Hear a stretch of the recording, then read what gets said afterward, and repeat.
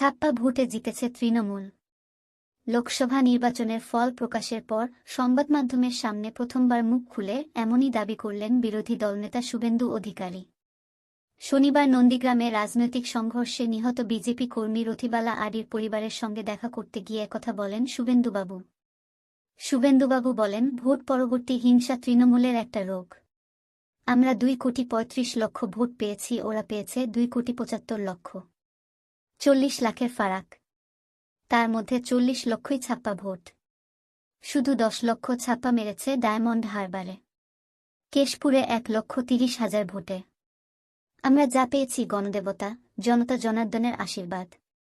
12টা 21 হলে খুশি হতো সবাই।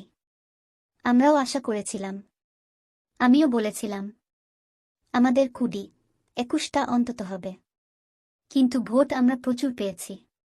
তৃণমূলকে কটাক্ষ করে তিনি বলেন, আমার জেলায় তৃণমূল সাফ হয়ে গিয়েছে। 16টার মধ্যে 15টা বিধানসভায় জিতেছি। তিনি বলেন, আমাদের সাংসদদের মাধ্যমে এলাকার উন্নয়ন করার চেষ্টা করব, কিন্তু উন্নয়ন তখনই হবে যখন মমতা বন্দ্যোপাধ্যায়কে বিদায় করতে পারব। রাজ্যে 90টা বিধানসভায় আমরা এগিয়ে রয়েছি। 146টা বিধানসভায় 40% ভোট পেয়েছি। আর 2% ভোট বাড়ালেই 146টা বিধানসভা আমরা জিতে যাব।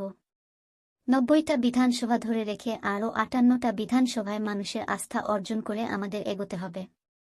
সঙ্গে ত্রুটিমুক্ত নির্বাচন করতে হবে। মুসলিমদের উদ্দেশ্যে শুভেন্দুর বার্তা, সংখ্যালঘু ভাইদের বুঝতে হবে ইমামদের কথায় ভোট দিয়ে দিলেন। তারা সবথেকে বেশি অবহেলিত। শিক্ষিত সংখ্যালঘুরা চাকরি পায়নি, পরিযায়ী শ্রমিক হিসাবে বাইরের রাজ্যে গেছেন। তৃণমূল এদের ব্যবহার করছে গুন্ডামির কাজে। দেবব্রত মাইতি হত্যাকাণ্ডে 11 জন সংখ্যালঘু নেতা নন্দীগ্রামের বাইরে রয়েছে।